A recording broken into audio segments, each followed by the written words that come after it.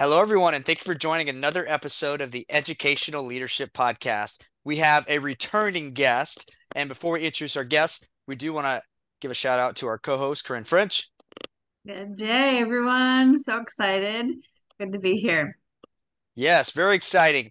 And we also want to give a shout out to our sponsor, Ideal Impact. Ideal Impact's giving hundreds of millions of dollars away. I think they're at like $1 billion now that they've given away to public education in the form of a free gift, unrestricted funds. So if your district needs funding, reach out to Ideal Impact. It's a great way to do it. You don't have to wait on the state or anybody else, right? You can just reach out to Ideal Impact and they will help you increase your teacher salaries or whatever your district needs. Okay, we have our guest, our returning guest from Oklahoma. We have Superintendent Vinson from Warner Public Schools. Superintendent Vinson, thanks for joining us.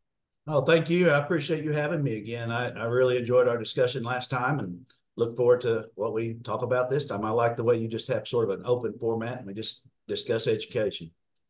Thank Absolutely. you. Yes. Thank you so much.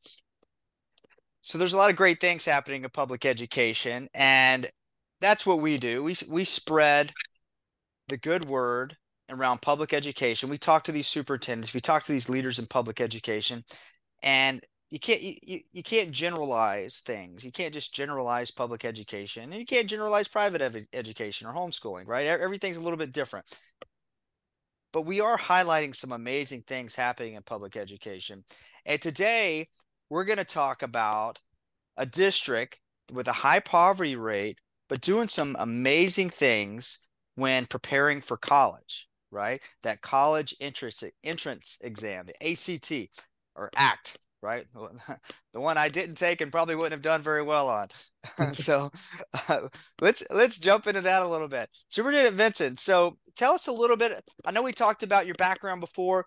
Give us a little bit more detail around the demographics of your district and kind of what's that look like, and tell us what's happening around the ACT.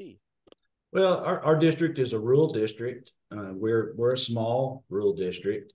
We don't have a lot of business and industry right here in the boundaries of our school district. About 25 miles away, we have a lot of business and industry in a larger community called Muskogee, Oklahoma. It's a population of around 25,000, I believe. And so that's kind of our hub, for anything like that. And a lot of our people in town work there. We are a diverse district. We're very proud to say that we're over 50% Native. Well, we're actually over 62% Native American student population. But we're very proud to say that we're also over 50% Cherokee Nation student population. And saying that is just my way of just giving credit to the fact that our students in the Native American population, they lead us in our success. They lead us in everything that we do.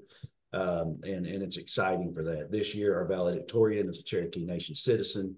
And I give a big shout out to that all the time I get the chance to, because the tribal communities in our area are very helpful to our public schools. And I think we should always acknowledge that. We are a community that, we have quite a bit of poverty in our community. Fact is, it's a number. It doesn't mean anything to us necessarily, but we are 82% free and reduced lunch on the federal school foods program. A lot of schools, I would say, use that number and might say that's an excuse for failure. We really don't pay a lot of attention to that number. It's not a big deal to us. We have great families. We have a lot of hardworking families. Fact is, there's just a lot of jobs in our area that are low paying jobs. Great people working hard, providing for their families, providing for their kids, value education. And so I think our mindset 12 years ago, when we said, we're not listening to any excuses of why we may or could underperform. We said, hey, you know what? We have great families, we have great kids, great people. All kids can learn, all students can learn, and we're going to do our very best to teach everyone to be either college ready, career or employment ready, or armed forces, military ready. And we've really excelled in doing so. Love it. Love it. Awesome. Corinne, were you going to say something? Well, I appreciate that you said that about um, the working families, the salary for some working families working really hard. It doesn't necessarily always provide everything that a student needs. And so I appreciate that you mentioned that, because I remember a time when my kids were on free and reduced lunch and I was working really hard every day. So it was not a matter of my lack of wanting to work or my lack of providing. It's just difficult sometimes for families, and so my gosh, the school was right there ready. And I remember many days when I didn't put money in my kid's lunch account, not because I didn't have it. I just was so busy working that I forgot to do it, and didn't have the system set up or didn't have the debit card or whatever. And it's so important that the school is there to love and support all families. It is. And without that judgment. Like I feel like you wouldn't have judged me knowing that I was a single mom working, really trying hard. So I appreciate that. That's very important. Well, I think that there's a misconception out there that free and reduced lunch, or some people will call it your poverty level. There's a misconception out there that those are people who are just sitting at home not doing anything. That's why they're in that position. That's just really not the case, especially in our country post-COVID, with the inflation that we've seen and just the difficult job market that it is. It's not like that. No. Yes, definitely not like that. I remember when my parents told me that I was going to get reduced because we couldn't afford breakfast at the school or lunch at the school. So I remember when my mom told me I was going to get breakfast at the school. That was like the most exciting, because I was just cereal in the every day, Raisin Bran every day, and then it's like, wait a minute, I'm going to be able to get breakfast at it's funny. I remember that exact day when I was so excited. And I think I'm completely agree with y'all. It's hard to put yourself in the mind of the person that's going through that situation. And it's easy to kind of look at a situation. Oh, my mom was working for the sheriff's department and raising two kids on her own, and a complete backstory to a lot of things that happened. But people were in situations for a variety of reasons. And, there's a lot to be grateful for. And your district's doing some amazing things as far as they're taking what they've been blessed with and they're taking it to a whole new level. And so, let's talk about that a little bit more. So you have this district, and of course, you mentioned the Cherokee Nation, right? And I don't know a whole lot about that, but when I picture that, I picture a community of people really working together that have a long lineage of just really connectedness, a community that are striving for something greater than somebody could do on their own. And maybe that plays a big part into your college readiness, right? Or maybe I'm completely off base. So why don't you tell us what's contributing to the success that you are seeing in preparing for higher education? Well, I would like to start off by just giving just a real quick synopsis of what we are achieving as a district. And we have a school report card in Oklahoma. It's an A through F system. It's mainly based on your students' academic performance on state testing. Our students have achieved A's on that report card 14 times out of the last 7 report card cycles, or 8, I'm sorry, out of the last 8 report card cycles. And so that's 16 opportunities to get a report card, and we have achieved A's on 14 of those 16 opportunities. Our elementary school was a 2022 National Blue Ribbon School for high performance. We have students on the A through F report card and state testing. In order to achieve an A, you have to be in the top 5% of Oklahoma schools. They only allow the top 5% to get A's, and so we're very much consistently, obviously, 14 out of 16 times in the top 5% in our state. And that goes across all sizes, communities, demographics, etc. And the way we've achieved that is just the full belief that all kids can learn, all kids deserve to learn.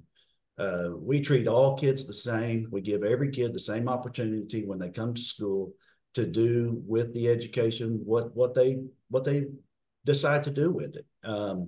Our teachers work extremely hard. All teachers work hard. It's not just Warner teachers. But one thing that we've done to make it a little bit better for our teachers is we're also a very strong, structured, and discipline type school. In an environment, generally speaking, across our state and across our nation, where I term it like this: some classrooms are being hijacked by a few students. It's not, you could go in any school, and I think the majority of the students in the classroom want to learn, but they're being impeded by some students who don't want to learn, and they're there to disrupt, and the administration is not doing anything about it to help the teachers. And so I think when you take your classrooms back, and when you have strong structure and strong discipline, you have high expectations, you have teachers that work hard, and you have that firm belief that all students can learn, you see the successes that we've seen year over year. This year, our junior students have to take the ACT. You mentioned it a while ago. That's the college entrance exam. In Oklahoma, if you get a 27 or higher on the ACT, you're deemed an Oklahoma scholar, and it's a special indication that goes on your high school diploma. And we had 55 juniors take the ACT a few weeks ago. We had 10 out of those 55 score a 27 or higher on the ACT. So we had 10 of our 55 students named as Oklahoma scholars. That's a very, very high number. There are a lot larger districts across our state that will have 0 named Oklahoma scholars. We had 2 of our students score over a 30 on the ACT, and we had 2 more that scored 29s. And so I have no doubt that those students will increase next year as seniors, and we'll end up with 4 or 5 students out of 55 that'll have a 30 or higher on the ACT. And that, what I just said, may not mean a lot to a lot of people because they don't know the numbers like I do.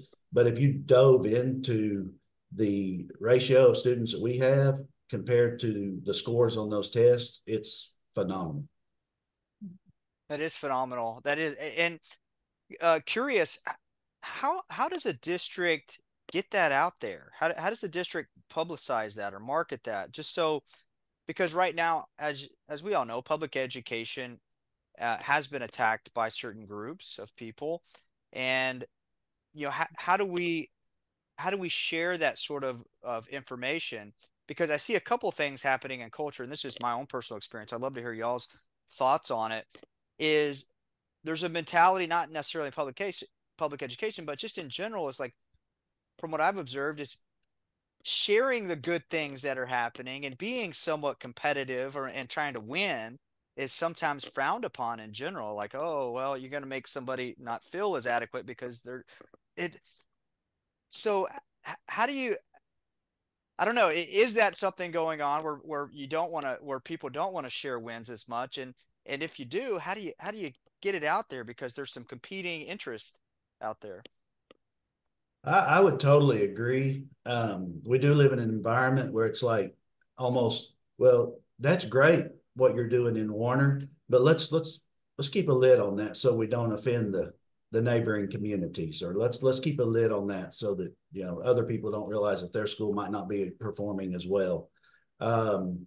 We celebrated within our district, but I'll be honest, I've asked 2 or 3 local newspapers why they don't do a story on our school, and they'll say, "Oh yeah, we should," and then they don't. I have talked to our State Department on the previous administration of our State Department, as well as the current administration of our State Department, on why they don't champion or highlight, at least on the state webpage or something, schools that are knocking it out of the park. And you just don't get any good answers. And I have to think at the root of it, it's just, it is what you're talking about. It's a culture of, we don't want to hurt anyone's feelings, and we don't want to offend anyone who, you know, your neighboring district that might have an F on the report card or a D on the report card. And the sad reality of what happens with that is that parents become very blinded. Parents become very unaware of the education that their children are getting. And that's a sad fact. I know of a district, I won't name the district. I know of a district that has had battles for a couple of years, maybe 3 years recently, because their valedictorian candidates, salutatorian candidates, have a hard time getting to a 20 on the ACT. You know, the parents think they're getting a great education. The battle has been with the parents, because the parents think they're getting a great education because they're coming home with A's on all their report cards. They're coming home with, they have a 4.0. They're in AP classes. They're doing great in school.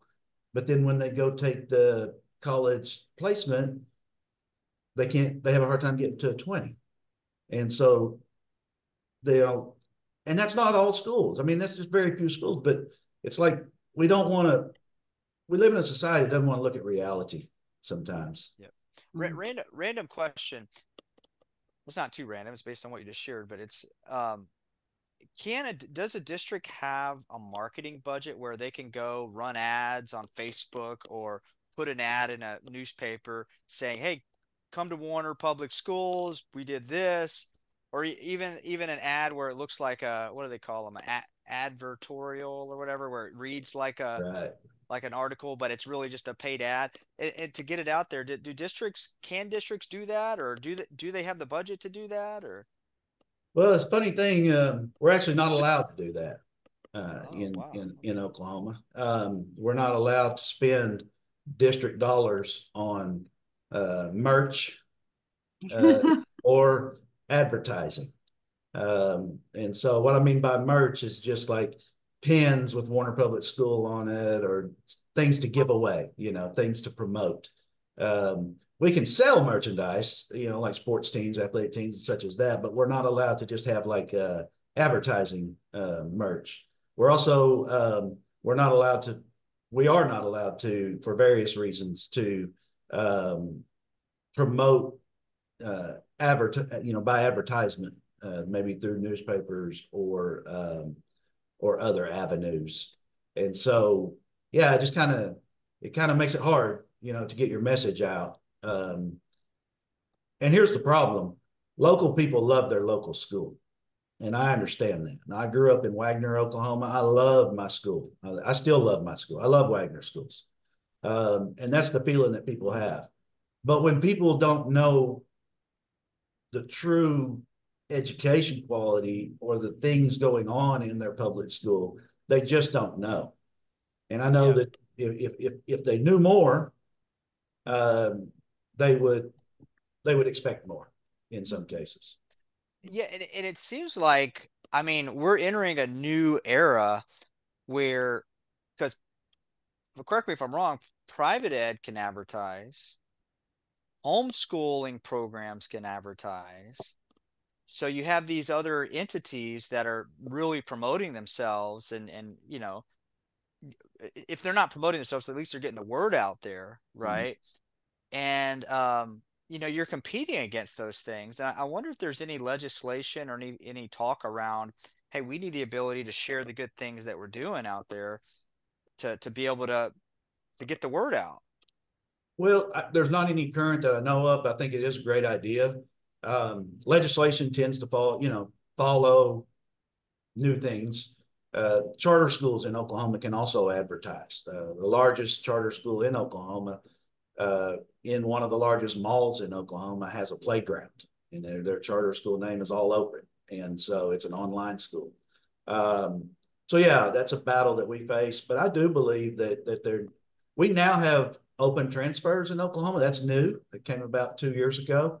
And now that we have open transfers and private schools can advertise, charter schools can advertise, homeschool co-ops can advertise. I mean, I do think the gloves need to be taken off, and public schools need to be able to advertise. Mm-hmm. Because not just my public school, and I never want to sound like I'm saying that Warner's the only school that's getting it right.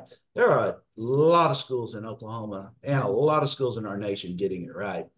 We just need to be able to champion and scream that from the mountaintops better than we're able to now. Yes, I'm wondering about something. I know we're running short on time, and we always have like some fun questions we want to ask. I think you remember probably before, but I'm wondering if you could make one thing different, tomorrow, and wave a magic wand, like just in policy or just something. You can use any way you want to take it, but like what would be like the one thing that you could do tomorrow to make things better for your students? For my personal students or students? Yeah, yeah, just yours, just your district. Just our students. I think that I would give our students more. I would wave the magic wand, have a little more funding to be able to hire high school teachers. I apologize for that. Be able to hire high school teachers that it's not. I have teachers who are capable of teaching AP classes. I don't have enough teachers to cover all my classes and add AP classes. And so I have 10 students hitting it out of the park as juniors, getting a 27 or higher in the ACT. They've never had any other course than the rest of their peers. They've never had an AP course. They've never, they don't have honors classes because we're small and rural, and we just don't have enough teachers to go around to make that happen. And so, I love that. So if you could imagine, have a student this year that graduated with a 35. He applied to MIT. He was not accepted in the first round, but he was deferred. And one of the hangups was he only had a 34 out of 36 on the ACT. Well, I'm looking at that going, he's better than all the 35s and 36s because he's never had any super robust, high level math class in high school. Yet he's achieved a 34 with just. Well, that's a good way to look at it. Yeah. Just what we offer. So yeah, that would be the key for our school that I think would take us to a new height. I love that answer. It's very specific for your school, but I know that it's similar to, I bet if I asked some other superintendents that I know in rural areas and when I was a trustee on my board for a while, that was something that I feel like I wanted to see more of. And it wasn't the lack of the desire was there for the superintendent and the students' desire was there, but it's a numbers thing that just doesn't quite have that, don't quite have the funding. Well, if I ever think about moving to Oklahoma and I have grandkids, I'll make sure I consider your district. Okay, that'd be great. I feel like they will be loved and taken care of and challenged, and you utilize your resources that you have and you maximize them. And I think that's the thing we want our listeners to know is all our local control means that we have some of that freedom to do some things differently, and still prepare them for what comes after high school. And so it sounds like you're doing a great job. Well, and I want to just say, if you guys ever want to have me on again, I would love to also discuss our career pathways that we're opening up in Warner. So yeah, we're huge on college and we're huge on, those students going there, but we have also started a high school racing team, and we have started a construction program for students to be work ready right out of high school. So we should, that's something I think is really important. I work in higher ed, and so higher ed is important, but I have several personal children that have chosen to go right to career or right to military and not to the university. And so I think that we need to be talking about that more. We talked about celebrating and shouting that from the mountaintops. We need to shout that from the mountaintops. It's completely those students sometimes make way more money than I do with all of my degrees. And so we need people to be in spaces where they feel happy and they feel like they're doing the right thing for themselves and not looking at someone else's pathway. So yes, I think we should, Gary. Let's schedule him on again. Yes, absolutely. Okay, well, I know we're out of time now. Superintendent Vinson, Corinne, thank you for being a part of today's podcast. Before we close out, we will give a shout out to our sponsor one last time, Ideal Impact. If your district needs funding, unrestricted funds, reach out to Ideal Impact. They can help you. And for those that have been tuning in, stay tuned for future episodes of the Educational Leadership Podcast.